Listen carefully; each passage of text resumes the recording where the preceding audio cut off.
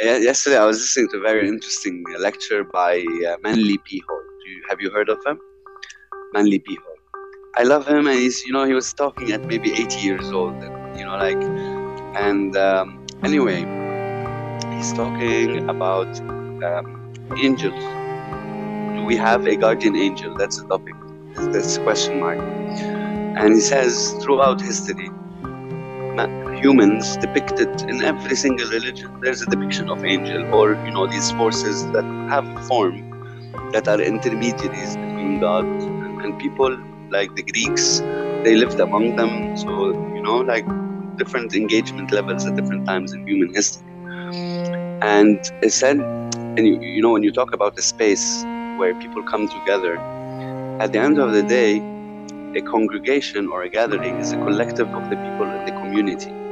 So if you have a large membership of that community that participates in the respect of one value system, and then they go back to the community, the crime rate is going to be down. Why? Because they have values, right? Religions typically have moral structures. Don't, like in Christianity, Judaism, Islam, don't kill, don't, etc. So, right?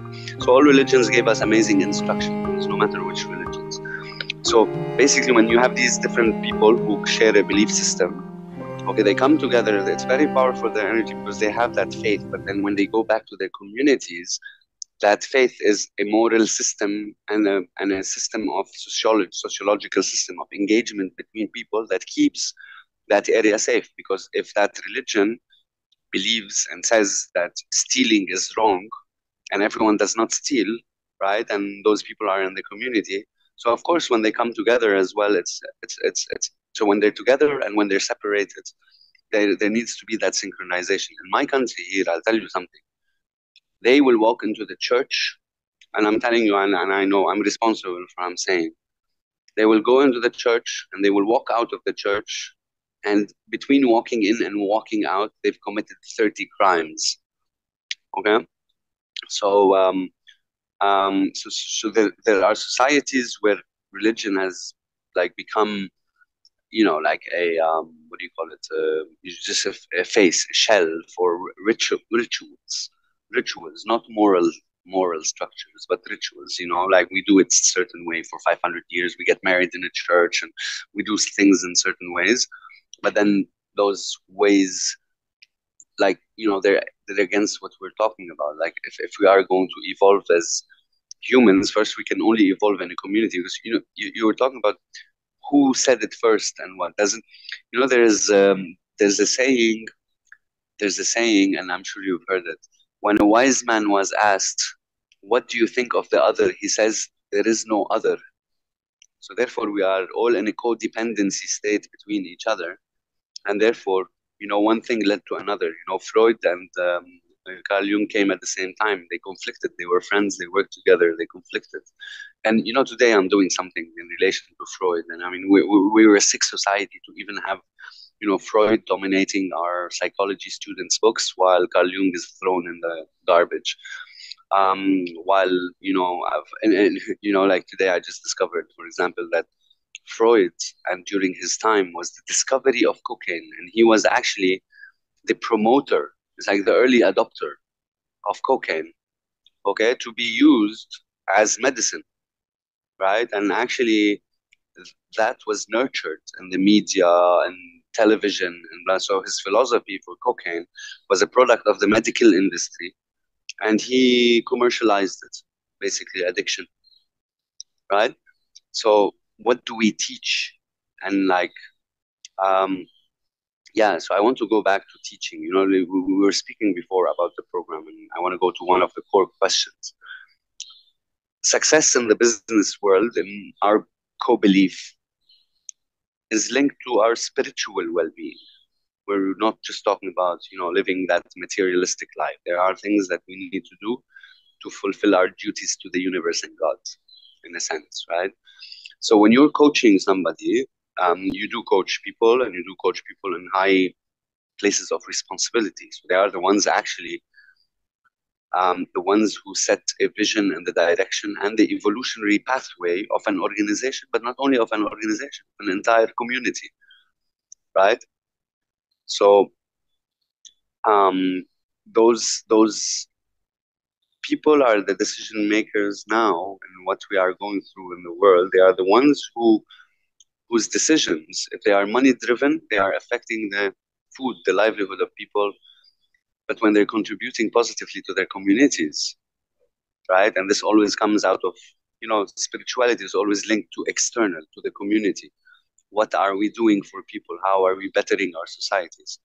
So what is your philosophy on that, like spiritual guidance? Because I know you're a spiritual guide too. So what is the philosophy that you try to convince and instill in your clients? I think that I give a little bit scientific approach. So let's take, if we can see two hands, let's say this hand is your mind and this hand is your heart. So as a kid, your mind and heart is together. You laugh, you cry, you're always stable. But the day you judge yourself, that's the first day it gets split. And if it keeps moving away and away and away, there comes a point where you have no connection between yourself. That's why people go for Mm-hmm. suicides, or they get into a situation where they are in a very, very tough situation. They want to just end the life because they have no connection between them. So all the problems in the world, even in the war is not between Russia. War is inside Putin. So between the mind and the heart, the war is inside him. So whatever happens in this world is between you and you. And whatever happens inside you, you will see in the reflection outside. All the material things which you see outside, the frustration, joblessness, whatever is happening, Mm. is the complications happening between you and you. Yeah. The moment this is sorted, either he gets a job, he gets some money, or he moves out from that place. So he basically shifts from problem to solution. But as Mm. long as you have this conflict between you, your mind, and your heart, you will stay in the same situation where you are. So we need to understand, how do we solve this? So that's where I come in. My healing, if you ask me, what is the difference from all the healings other people do and my healing? My healing focuses on basically to connect this mind and heart together. Because what I understand, this mind itself is divided into two. You have right brain and your left brain. Right brain is all about emotions, colors, music, fun, more connected to your subconscious, because the gut feeling, everything is from that side. And left brain is more about reasoning, questioning, logical, all these things comes that. Yeah. And so logical is good. It helps you to help you support your ego, but left brain can handle your ego for a long time. But one point, your right brain will start asking questions. Okay, you have things, you have everything, but there is something missing in you. That's when your right brain asking the right question. The day Mm. you ask yourself, what am I doing here? What is all this happening? What am I here? Why is this people suffering? Or all this is happening to us? What is this? The moment you start asking questions, you're asking the right question. And the answer is not outside, the answer is inside you. The moment you go inside, everything changes. The dress you wear, the food you eat, the friends you have, the job you have, the situation you are in is all the reflection about you towards yourself. So Absolutely. you just close your eyes, sit 10 minutes. First 5 minutes, you'll have all this crap in the world coming in your mind. And after 5 minutes, there'll be some silence. That 5 minutes of silence is actually the connecting point of you. Everybody knows who you are at the time of death. At the time of death, you know who you are. You're not Roger, you're not this body. You are that guy who comes out of your body when you die. So at the time of death, you know your truth. But you don't have to die to know who you are. You can be alive and still know who's the guy inside you. So, what is an Absolutely. effort you can take to go inside and understand? If everybody starts looking inside, everything will be solved. Trust me, Roger, it is Absolutely. true, because I've seen situations, I've been through situations which you've been explaining. And the only difference was the moment you start focusing inside, everything outside starts changing. But if you can teach people that, you can change a society, you can change a country. You can be that revolution energy, because one energy changes. You know, butterfly effect is, a butterfly flings its wings, it can Yeah. create a hurricane outside some other place. That's what it says. So the wings, the vibration goes, changes the molecules in one area, it changes the molecules in another area. And in Mm. one place, the molecule is so huge, it can create a hurricane. So one small butterfly, if it can create Yeah. a hurricane, you can change the universe. You can change the world, Roger. Just by your thought, Yeah. just by your meditation, just by going inside.